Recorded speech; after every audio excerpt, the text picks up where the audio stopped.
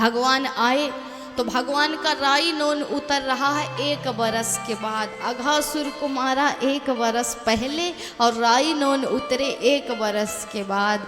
तो परीक्षित कहते हैं कि प्रभु ये बात समझ में नहीं आई। तो बोले जब अघासुर को मार करके भगवान आए तो इनका नियम था प्रभु का कि ग्वाल वाले सखाओं के साथ जिसके घर से जो वस्तु आती थी पाने की, जो भी भोग आता था भगवान उसका भोग लगाते थे, भगवान उसको पाते थे। आज प्रभु बैठे हुए थे चारों तरफ ग्वाल बाल, बीच में कन्हैया। तो कन्हैया ने कहा कि आज हम किसी के घर का नहीं पाएंगे। सबसे गरीब सखा है इनका मधुमंगल। मधुमंगल के मन में इच्छा है कि मेरे पास भी कुछ अपना होता कहने को और मैं कन्हैया को उसे पवा पाता। तो कन्हैया मन के भाव को जानते हैं, इसलिए कन्हैया ने आज भरी सभा में कहा कि हम किसी के घर का भोग नहीं पाएंगे, हम मधुमंगल के घर का ही भोग पाएंगे। मधुमंगल को बड़ा आनंद हुआ, महाराज कन्हैया तू मेरे घर का भोग पाएगा। अब वहीं गया और अब वहीं लेकर के आ रहा हूँ। दौड़ा दौड़ा गया महाराज। उनकी माँ पूर्णमासिका की माला कर रही थी, भजन कर रही थी। लाला आज जल्दी आ गया।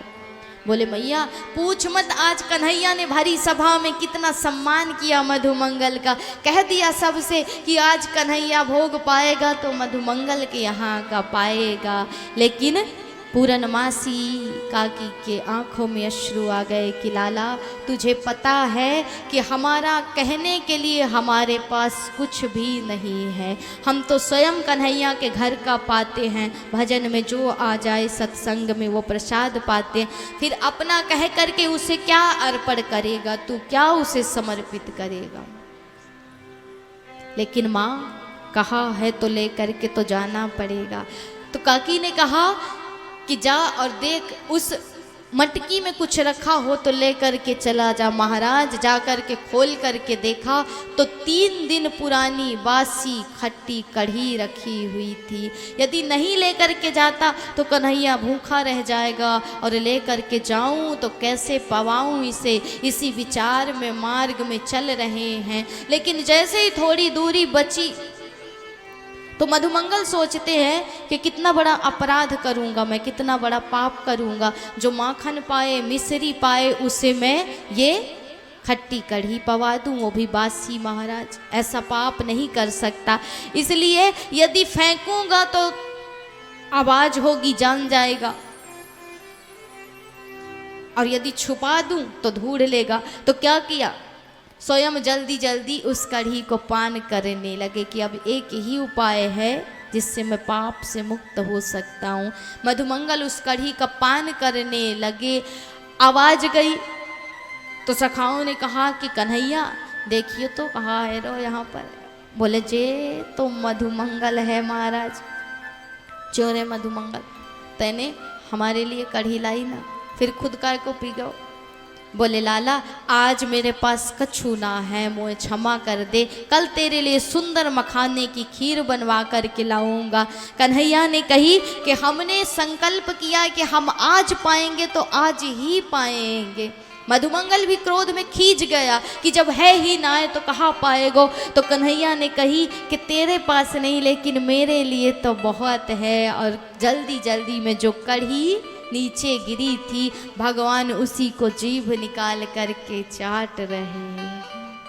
ये है परमात्मा का स्वरूप महाराज। ऐसा वो करुणा का सागर है, कृपा का सिंधु है। यही दृश्य ऊपर से देख लिया ब्रह्मा जी ने। अब ब्रह्मा जी सोचते हैं कि ये भगवान है। यदि भगवान है तो क्या भगवान किसी की जूठी कढ़ी खाते हैं?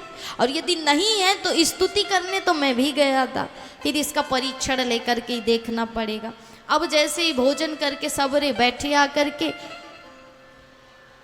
तो ग्वाल वाले सखाओं ने कहा कि देखियो लाला हमारे बछड़े कहाँ को चले गए। कन्हैया ने कही तुम सब यहीं पर बैठो, मैं देख करके आता हूँ। कन्हैया गए बछड़न को लेने तो ब्रह्मा जी आए और ग्वाल वाले सखाओं को लेकर के चले गए ब्रह्मलोक में। उस सैया पर रख दिया जहाँ मृत्यु का असर नहीं पड़ता, प्रभाव नहीं पड़ता काल का। अब कन्हैया बछड़न को लेकर के आए तो ग्वाल वाले सखा गायब है महाराज। ग्वाल वाले सखाओं को ढूंढने लगे तो ब्रह्मा जी बछड़न को ले गए। कन्हैया एक क्षण के लिए तो भयभीत हो गए, रोने लगे, पुकारने लगे कि सुदामा मधुमंगल तुम कहाँ हो, मुझे छोड़कर कहाँ चले गए। लेकिन भगवान ने ध्यान लगा करके देखा तो पता चला कि ब्रह्मा जी की करतूत है महाराज। बोले अच्छा ब्रह्मा, हम ते होशियारी, अपने पिता से ही होशियारी, अब तुम्हें तुम्हारी भाषा में समझाएंगे। तो महाराज यही लीला 1 वर्ष तक चली। भगवान ने जो बछड़े, जो छड़ी छीके, जो ग्वाल बाल ब्रह्मा जी ने चुराए थे, भगवान ने अपने देह से उन्हीं सबको प्रकट कर दिया और 1 वर्ष तक ये लीला चलती रही। एक दिन बलराम भैया ने कही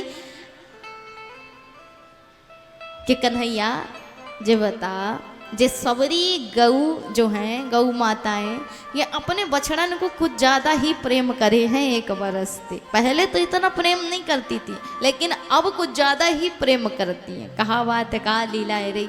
बोले भैया आप समझ तो सब कुछ गए हो, बस अब लीला का अंत ही होने वाला है। उधर ब्रह्मा जी देख रहे हैं कि जिनको लेकर के आया हूँ उस धाम की स्थिति क्या है। तो ब्रजधाम में नजर डाल करके देखा महाराज, तो देखते हैं वही छड़ी छीके, वही ग्वाल बाल, वही बछड़े, वहाँ भी हैं यहाँ भी हैं। ब्रह्मा जी को समझ में नहीं आई तो पता लगाने के लिए आ गए नीचे ब्रजधाम में, इस लोक में महाराज। अब ब्रह्मा जी आए तो ब्रह्मा जी की गद्दी है गई खाली।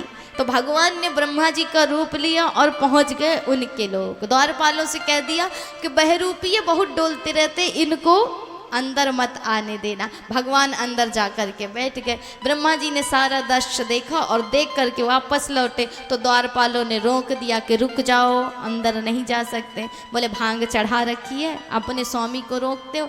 बोले इस ब्रह्मांड का एक ही मालिक होता है, एक ही स्वामी होता है, वो अंदर बैठा है, हम तुम्हें नहीं जाने देंगे। तुम जैसे बहरूपी बहुत डोलते हैं, अपना रास्ता नाप लो। अब ब्रह्मा जी ने सोची कि अच्छे महाराज फंसे, गद्दी भी हाथ से गई हमारी। बोले कोई बात नहीं, जाने नहीं दे रहे, यहीं पर देख लेने दो।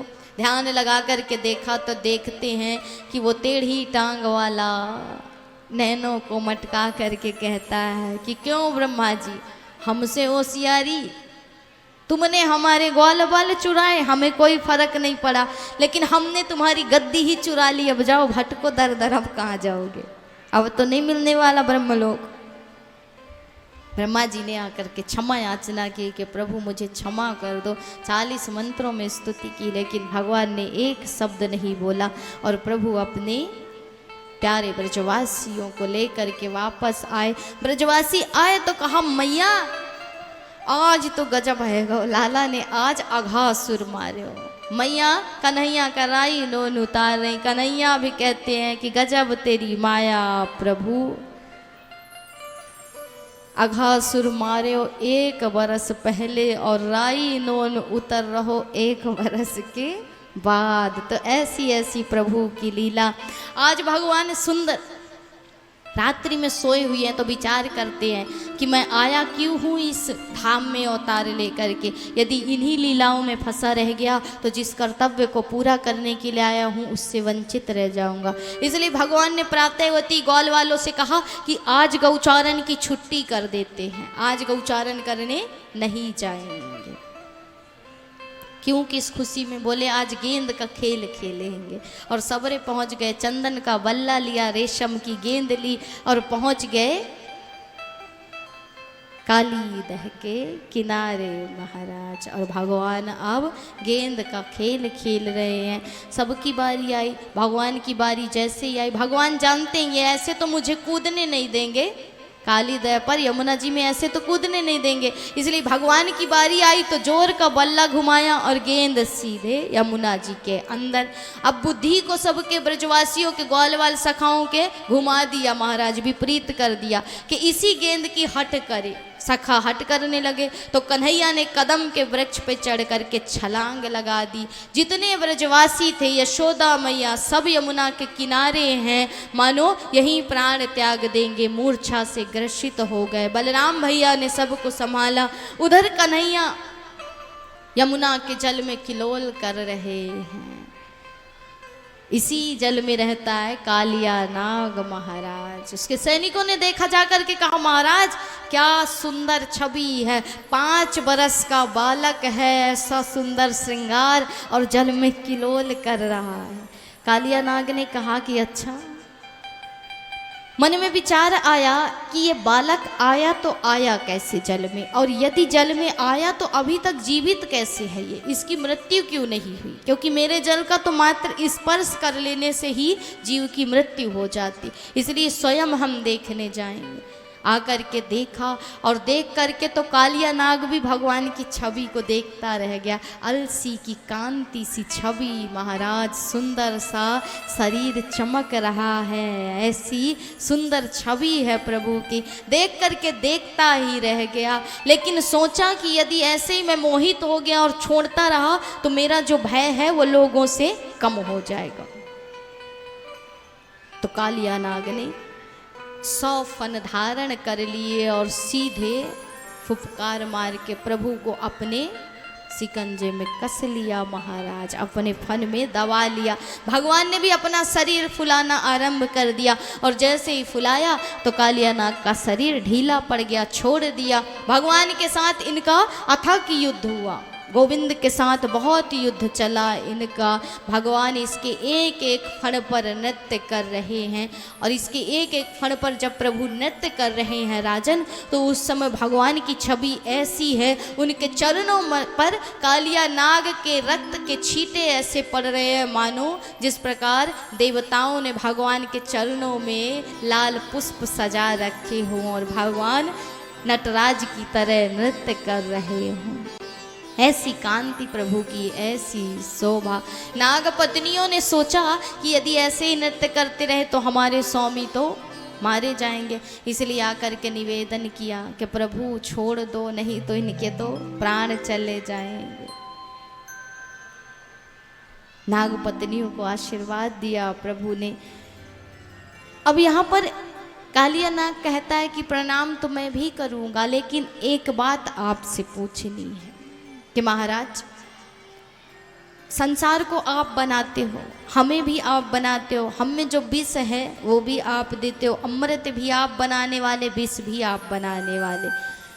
तो यहाँ पर कालिया नाग कहता है कि भवान ही कारणम तत्र सर्वज्ञो जगदीश्वरा अनुग्रहे मनिग्रहम्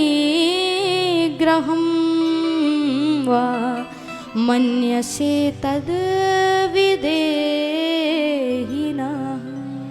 महाराज संसार को आप बनाने वाले, संसार में नागों को भी आप बनाने वाले, उनमें विष भी आप भरने वाले, फिर दोषी में कैसे हो गया?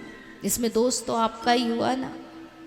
भगवान ने कहा इसीलिए तुम्हें मारा नहीं है, सिर्फ शिक्षा दी है कि तुम्हारी वजह से मेरे निरापराध गौओं की प्राण जाते हैं, मेरे ब्रजवासियों को कष्ट है, इसलिए तुम जाओ और जा करके, क्योंकि कालिया नाग गरुड़ के भय से यहाँ छिपे हुए थे, गरुड़ यहाँ आ नहीं सकते थे, इसलिए भगवान ने कहा यहाँ से सीधे चले जाओ, रमणक द्वीप में वहीं निवास करना। अब गरुड़ का तुम पर कोई प्रभाव नहीं रहेगा, गरुड़ तुम्हारा कुछ भी नहीं कर सकता, क्योंकि एक होता है ना, जब सरकारी कागज तभी आगे बढ़ेगा जब उसमें अधिकारी के सील लग जाते हैं महाराज। तो अब तुम्हारे ऊपर हमारा सील लग चुका है, कालिया नाग के फन पर हमारे चरणों के सील लग चुके हैं, तो अब तुम्हारा गरुड़ भी कुछ नहीं कर सकता। भगवान ने उसका कल्याण किया, वहाँ से सीधे रमणक द्वीप चला गया। आज प्रभु गौचारण करने जाते हैं, गोपियाँ घर में बैठी हैं, शाम का समय भगवान जब गौचारण करके लौटते हैं तो ऐसी शोभा, ऐसी शोभा, इसी का वर्णन किया है वेणु गीत में।